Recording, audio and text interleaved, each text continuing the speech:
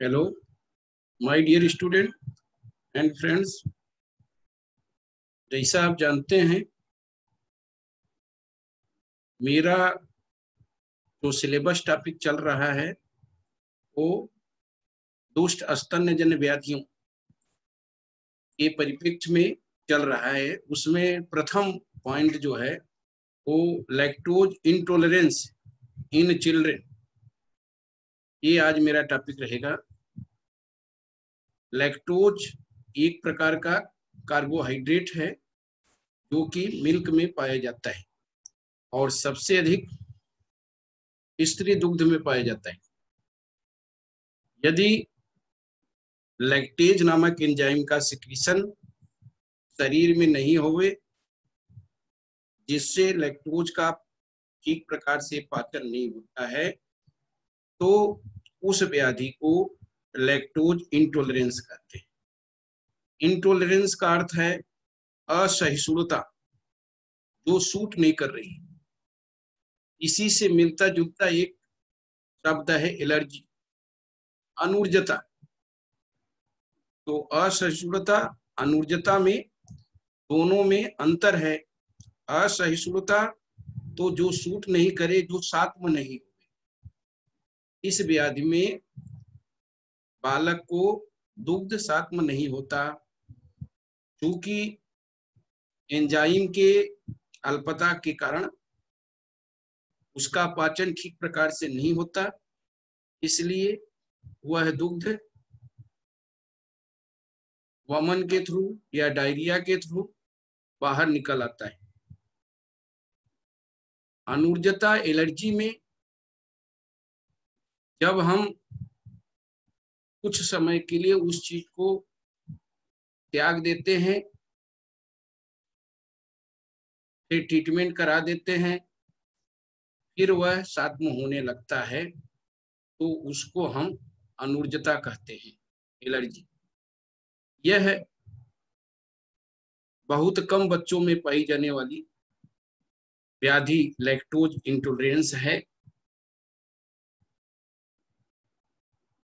अब what do you mean by lactose intolerance? Lactose intolerance is a digestive condition that happens when an individual does not produce enzyme in small intestine to digest the lactose in dairy product। जैसा हमने बताया कि यह digestive condition है जिसमें enzyme के कम secretion के कारण स्मॉल इंटेस्टाइन में दुग्ध में उपस्थित जो लैक्टेज है उसका पाचन ठीक प्रकार से नहीं होता। Children affected vary in the amount of lactose they can tolerate before symptoms develop। इनमें अलग अलग शिशुओं में इंटॉलरेंस की प्रतिशतता अलग अलग होती है। जितनी मात्रा में वह दुग्ध को पीता है, उसी तरह करके उसके सिम्टम्स डेवलप्ड होते हैं। Symptoms typically start 30 minute to 2 hours after drinking the milk। दुग्ध पान करने के आधे घंटे से लेके 2 घंटे के बीच में ही लैक्टोज टॉलरेंस के जो सिम्टम हैं वो उत्पन्न होने लगते हैं। The severity depend on the amount which child eats or drink। इसकी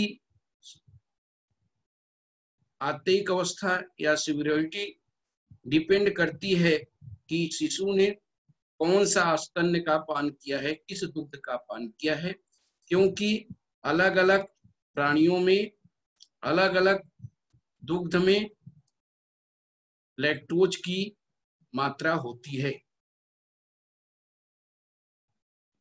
जैसा हमने बताया, quantity of the lactose in the milk, human milk में 90%, काऊ मिल्क में 4.7%, गोट मिल्क में 4.7%, बुफेलो मिल्क में 4.86%, शीप मिल्क में 4.60%।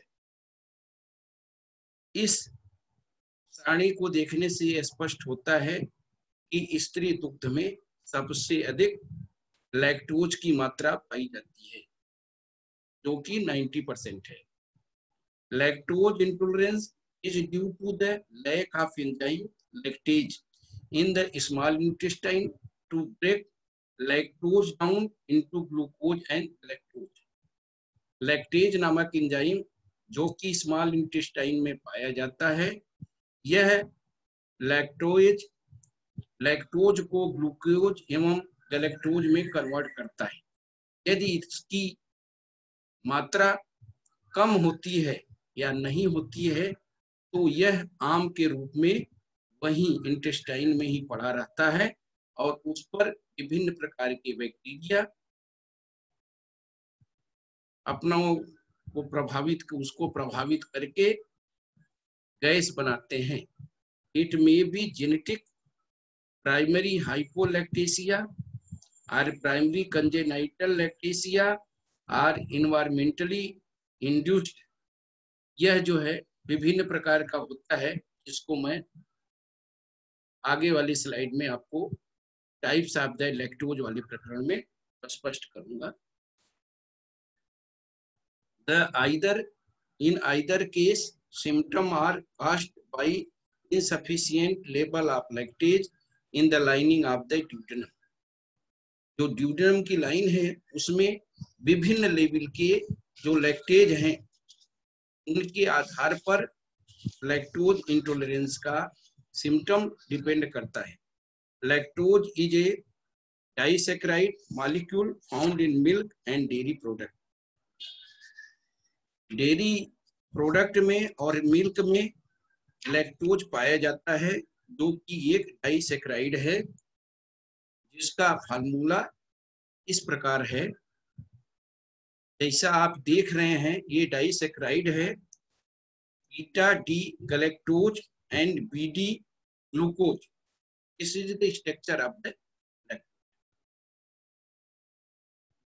It cannot be directly absorbed through the wall of the small intestine into the blood stream. So, in the absence of lactase, passes the result fermentation produces copious amount of gas, which is a mixture of hydrogen, carbon dioxide, and methane. It causes the various abdominal symptoms.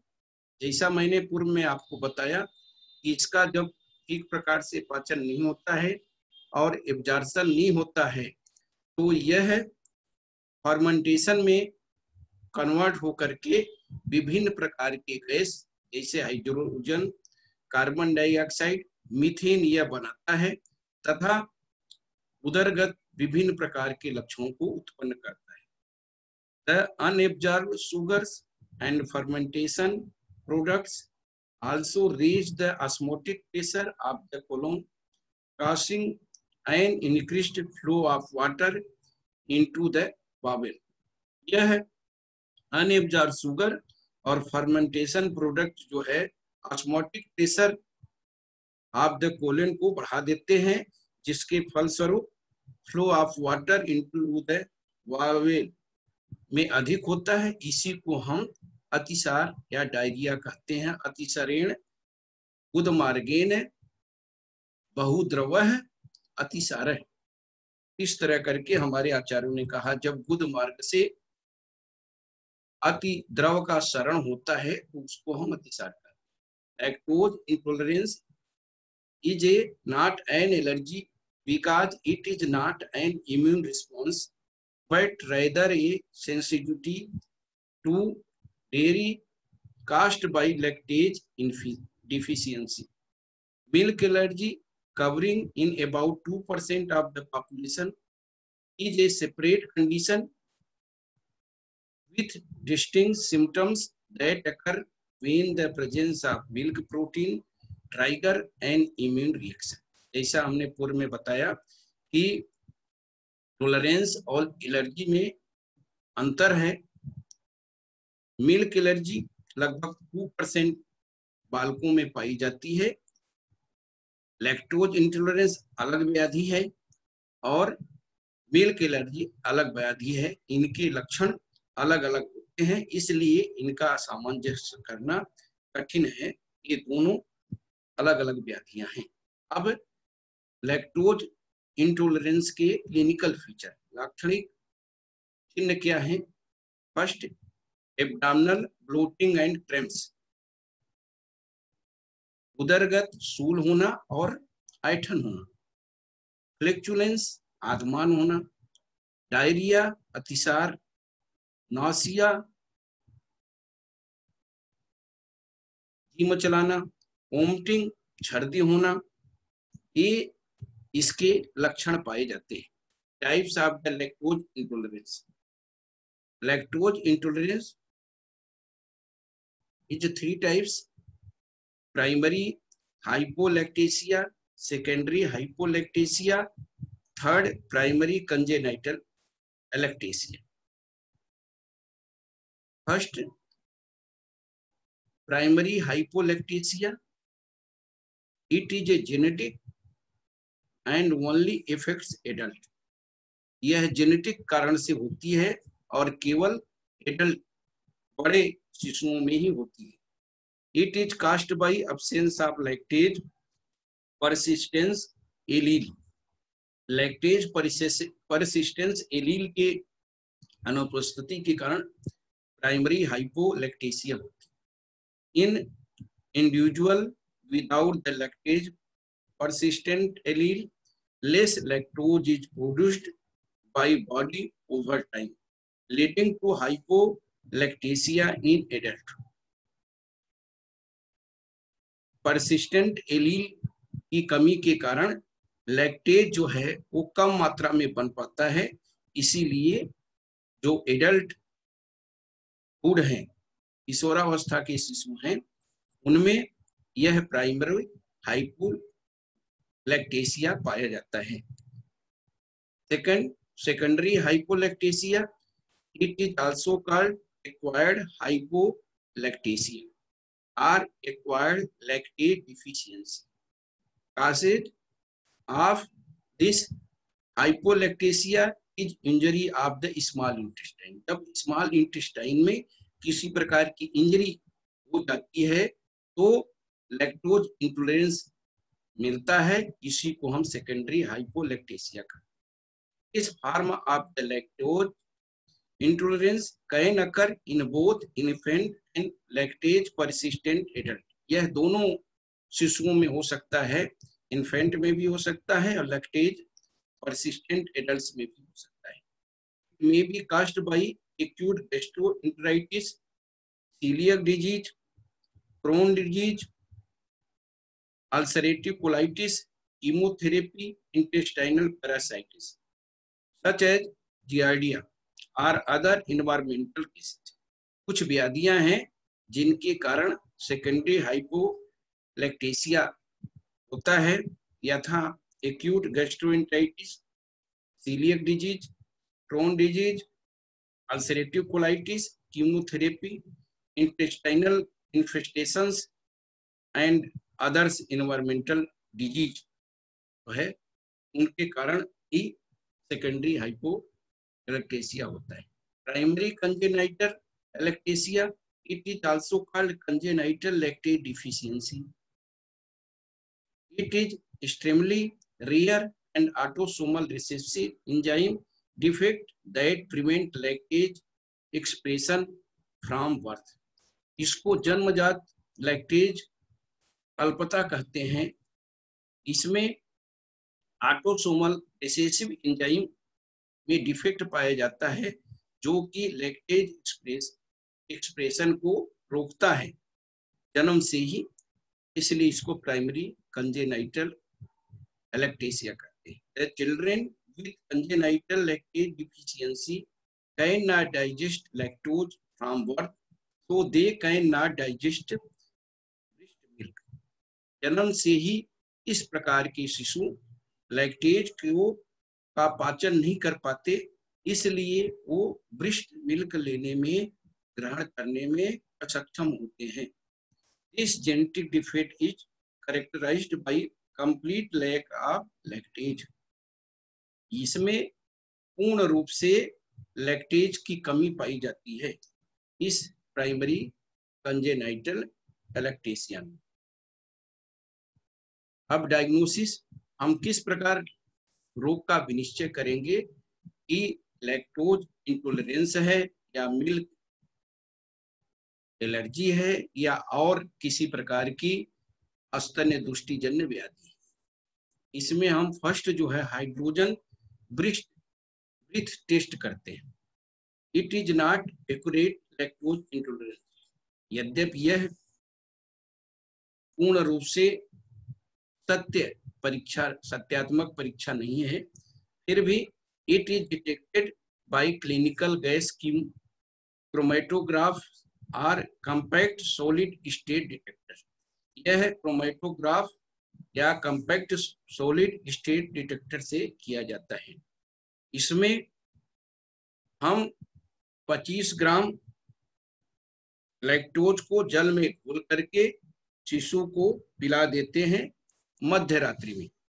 इसके पश्चात हम, चूंकि उसका पाचन ठीक प्रकार से नहीं होता है, इसलिए जो एंटेरिक बैक्टीरिया है वो अनडाइजेशन करके फर्मेंटेशन उत्पन्न करके विभिन्न प्रकार के गैसों को उत्पन्न करते हैं। इसमें हाइड्रोजन गैस मुख्य है। अब इस हाइड्रोजन गैस का परीक्षण हम शिशु के श्वास में करते हैं। यदि शिशु के श्वास में हाइड्रोजन का स्तर अधिक होता है तो हम ये मानते हैं कि वह लैक्टोज इंटॉलरेंस से ग्रसित शिशु है। Hydrogen level in the patients breath are high, they may have lactose intolerance. It is not usually, यह सामान्यतः बच्चों में नहीं किया जाता है, क्योंकि कभी काल जब हम 25 ग्राम लैक्टोज देते हैं तो बच्चा अतिसार से ग्रस्त हो सकता है। It is not usually done on babies and very young children, छोटे शिशुओं में और बालकों में नहीं किया जाता, क्योंकि because it can cause severe diarrhoea, यह जो है गंभीर अतिसार को उत्पन्न करता है, इसीलिए यह छोटी शिशुओं में नहीं किया जाता है। सेकेंड है ब्लड टेस्ट। हम इसमें हम जो है शिशु को मध्य रात्रि में 50 ग्राम लैक्टोज को जल में घोल करके और उसको पिला देते हैं। इसके पश्चात में 30 मिनट, 1 घंटा, 2 घंटा, 3 घंटा पर उसके ब्लड का एग्जामिनेशन करते हैं कि सीरम ग्लूकोज को कितना है। Measuring blood glucose level every 10 to 15 minutes after digestion. It is measured in 30 minutes, 1 hour, 2 hours, 3 hours mass. Lactose can not be digested. Blood glucose level will rise by less than 20 mg per dl. इसमें lactose can not be digest blood sugar, blood glucose, या lactase जो है वो digest नहीं हो पाता है, इसीलिए ग्लूकोज का लेवल जो है लेस देन 20 mg पर dl के लगभग होता है। तो इससे हम जो है उसका, क्योंकि लैक्टोज का पाचन नहीं हो पाता है, इसलिए हम इस जो है रक्त में ग्लूकोज का स्तर कम से कम 20 mg पर dl ही रहता है, तो इससे हम इसका परीक्षण कर लेते हैं। थर्ड है स्टूल एसिडिटी टेस्ट। स्टूल का जो सांद्रता है, अम्लीयता या क्षारीयता है, वह लैक्टोज के कारण चेंज हो जाती है। It is not digested and absorb and it reaches the colon. जैसा आप जानते हो, लैक्टेज एंजाइम की कमी के कारण लैक्टोज का पाचन नहीं हो पाता, एब्जॉर्प्शन नहीं हो पाता इंटेस्टाइन में, ड्यूडेनम में, वह इसके पश्चात कोलोन में पहुंच जाता है उस कोलोन में the bacteria in the colon mixed with lactose cast stick in stool. जो बैक्टीरिया उपलब्ध होते हैं वो उस स्टूल को, पुरीस को एस्टिक माध्यम में कर देते हैं, जिसके कारण जो है इसका पीएच 5.5 हो जाता है। तो हम पीएच टेस्ट करके क्लेरिफाइड कर लेते हैं कि लैक्टोज इंटॉलरेंस है या और किसी प्रकार की व्याधि है। यह परीक्षण सबसे अधिक कारगर होता है अन्य परीक्षण की अपेक्षा। Fourth, intestinal biopsy. इस परीक्षण में हाइड्रोजन श्वसन परीक्षण में हाइड्रोजन के बढ़ने का पता आंत्र की बायोप्सी करके लैक्टोज अल्पता की सत्यता का पता लगाया जाता है।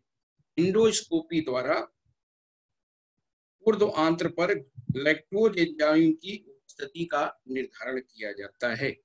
अनुसंधान की दृष्टि से इस प्रकार के mRNA की गणना के लिए एक विशिष्ट प्रयोगशाला की आवश्यकता होती है। In this test identifying presence of lactase enzyme on upper gastrointestinal endoscopic instrument.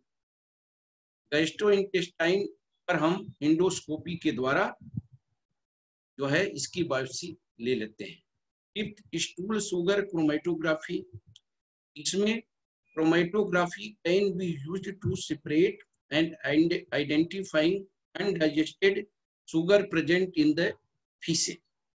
इस प्रकार के परीक्षण में हम क्रोमेटोग्राफी के द्वारा सेपरेट कर लेते हैं कि इस पुरीस में कितना शुगर है, जिसके आधार पर यह पता लग जाता है कि यह लैक्टोज इंटॉलरेंस का शिशु है या सामान्य शिशु है। इसके साथ ही साथ 6, जेनेटिक डायग्नोस्टिक। यह प्राइमरी लैक्टोज इंटॉलरेंस के लिए इस प्रकार की परीक्षा का प्रयोग किया जाता है।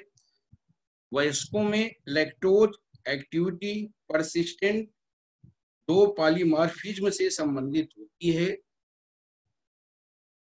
CT 13910 तथा G/A 22018 जो कि MCM6 जीन में स्थिर रहता है। ये पॉलीमॉर्फिज्म मॉलिक्यूल बायोलॉजी टेक्निक से सलाइवा या लार के द्वारा सैंपल लेने से DNA का एक्स्ट्रा करके पहचान में आ सकती है। तो इस प्रकार के जो जेनेटिक एग्जामिनेशन है उनके द्वारा हम पता लगा सकते हैं कि यह व्याधि कौन सी है। अब ट्रीटमेंट। पहला ट्रीटमेंट संक्षिप्त क्रिया योगो निदान परिवर्तनम, dietary avoidance to avoid milk और मिल्क प्रोडक्ट। पहला है लैक्टेज का सिक्रीशन नहीं हो रहा है, डाइजेशन लैक्टोज का नहीं हो रहा है, तो हमारा प्रथम कर्तव्य बनता है कि हम मदर मिल्क को स्टॉप कर दें, डेयरी प्रोडक्ट को स्टॉप कर दें, बच्चे को नहीं। Second, to use soybean derived infant formula and lactose free dairy product.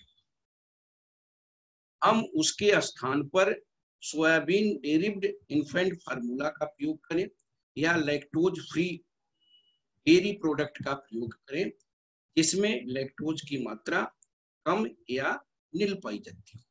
To use calcium product, calcium का प्रयोग करें हम, जो कि लैक्टोज की मात्रा को, ग्लूकोज की मात्रा को नॉर्मल लाता है। Use of enzyme similar to lactase enzyme, lactase enzyme के समकक्ष जो एंजाइम है उनका प्रयोग करें।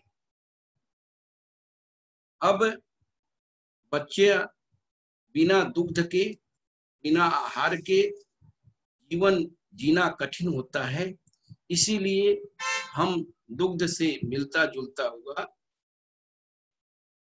डाइट का प्रयोग करते हैं। कुछ ऐसे द्रव्य हैं जो लैक्टोज इंटॉलरेंस में दिए जाते हैं। First, less lactose diet. इसमें ड्राइड स्किम्ड मिल्क, इस मिल्क में स्किम्ड मिल्क 60 ग्राम, सुक्रोज 12 ग्राम, वेजिटेबल ऑयल 15 ग्राम होता है। इससे 400 कैलोरी ऊर्जा की प्राप्ति होती है और प्रोटीन 20 पर 100 ग्राम मिलता है। इसी तरह milk and rice diet. Milk 75 mg, rice 5 gram, sugar 25 gram and water 100 ml। इससे 79 कैलोरी मिलती है और 3 पर 100 gram protein. Second, lactose free diet. इस प्रकार के डाइट में लगभग 4 प्रकार की डाइट हम बना सकते हैं। पहला, राइस एंड एग, चावल और अंडे का प्रयोग करके। राइस 50 ग्राम, ग्लूकोज 45 ग्राम, एग 1 पीस, ऑयल 30 ग्राम। इससे 710 कैलोरी ऊर्जा प्राप्त होती है और 10 प्रोटीन प्राप्त होती है। Second, serial pulse diet. Rice 50 gram, green gram and pulses 25 ग्राम, जिगरी गुड़ 50 ग्राम, ऑयल 25 ग्राम। इससे 715 कैलोरी ऊर्जा प्राप्त होती है और 9.2 प्रोटीन प्राप्त होती है। थर्ड, सोया राइस ग्रोल। सोया राइस दलिया जिसको कहते हैं। राइस 25 ग्राम, सोयाबीन 25 ग्राम, ग्लूकोज 50 ग्राम, ऑयल 35 ग्राम। इससे 715 कैलोरी ऊर्जा प्राप्त होती है, 12.5 प्रोटीन प्राप्त होती है। चिकन रोल, चिकन और दलिया मिला करके जब हम डाइट को बनाते हैं, मीट 100 ग्राम, ग्लूकोज 40 ग्राम, ऑयल 50 ग्राम, वाटर 1000 ml। इससे 720 कैलोरी प्राप्त होती है और 26 प्रोटीन प्राप्त होती है। इस प्रकार के डाइट से हम लैक्टोज इंटॉलरेंस के शिशु को ऊर्जा की और प्रोटीन की प्राप्ति करवा सकते हैं। आयुर्वेद में चूंकि समन और शोधन 2 प्रकार की चिकित्सा है, समन चिकित्सा में एक उपकारी हितकर नहीं है। शोधन चिकित्सा जिसको पंचकर्म कहते हैं, यदि पंचकर्म का प्रयोग किया जाए तो आशातीत लाभ होता है। चूंकि हम ये जानते हैं कि पंचकर्म के द्वारा प्रकृति दोषों को बाहर निकाला जाता है। यह एंजाइम अग्नि की दुष्टता के कारण होने वाली व्याधि है।